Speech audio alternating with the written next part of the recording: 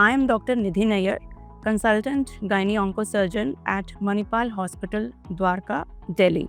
Hello, I am Dr. Rohit Ranade. I am a senior consultant and clinical director for Gynec Oncology and Robotic Surgery. I'm also the governance council lead for surgical oncology at Narayana Health City in Bangalore. It's a pleasure to be here at the Meril Academy today. So, Dr. Rohit, in managing complex gynae procedures such as deep infiltrating endometriosis, radical hysterectomies, how do you feel that the incorporation of robotic technology has influenced your surgical expertise in operating in confined pelvic spaces, preserving the critical structures? So basically, Dr. Nidhi, as you know that for complex gynecological cases like deep infiltrating endometriosis or for radical hysterectomy, you need a good vision. You have to go into the deep pelvic spaces, and this is where precision with the robotics will help. The better camera, better instrumentation haptics, especially the endovris technology, which gives a lot of freedom as far as the instruments are concerned. It helps us to go into those critical spaces, the camera movements, and help to save the structures which we want to save. At the same time, the dissection becomes quite efficient. That is where I think robotics will definitely help in complex patients. In addition to that, there will also be a lot of patients who will have previous surgeries. We expect a lot of adhesions between the intestines, between the bladder, especially in deep infiltrating endometriosis. This is where I think robotics will definitely help us. And any advantage you feel of the ICG incorporation in preserving the ureters, the anatomy delineation, endometriotic lesions, and the rectosigmoid vascular? Yes, absolutely. So I think ICG or has been a boon for surgeons in many fields. So we inject the ICG into the ureter. Especially, we expect endometriosis is mainly like a lateral disease and a posterior disease. We expect a lot of involvement of ureter, and a lot of times a rectosigmoid also may be involved.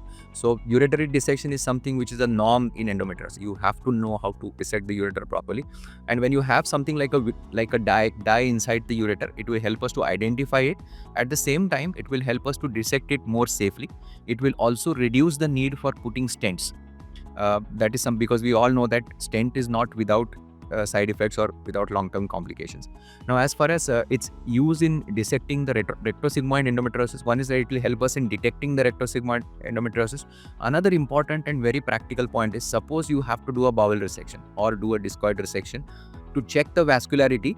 ICG dye is something which is very, very important. It will help us in noting the healthiness of the anastomosis, thus maybe reducing the incidence of stomas. Another thing in radical hysterectomies, in using the robotic route, I find another advantage of that we can do a nerve preservation. Type C1 radical hysterectomies.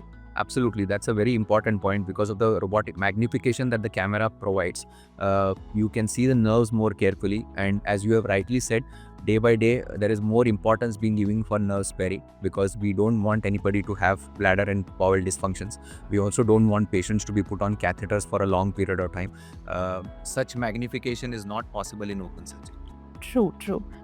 So moving ahead on that, do you feel that the robotic route should be applied only for the complex gynae procedures or only the gynae oncology procedures? Can we be adopting the same robotic route for other surgeries or routine surgeries as well? Yes. So there are two schools of thought for it. As you know, when robotics primarily came into the market, it was only advocated for complex work.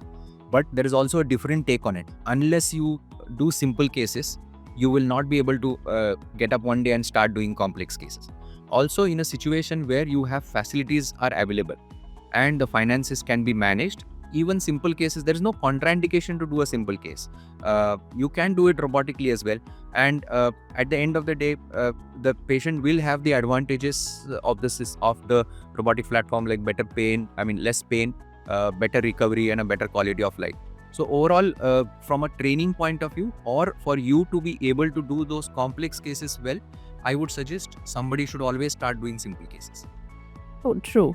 So in the next decade, the robotic route is definitely going to bring a paradigm change in the treatment landscape of minimally invasive surgery. Absolutely. What is happening is, day by day, more and more patients are getting the benefit of minimal access surgery. So you would have seen the penetration of minimal access surgery not just in India but in US. If you look at over the years, the volume of laparoscopic cases has not increased drastically.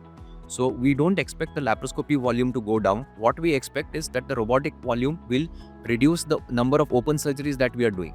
Day by day, as your practice grows or as you get more and more proficient with the system, there are a lot of complex cases which you would have done through the open surgical route. You will tend to do it robotically. Thank you. Thank you.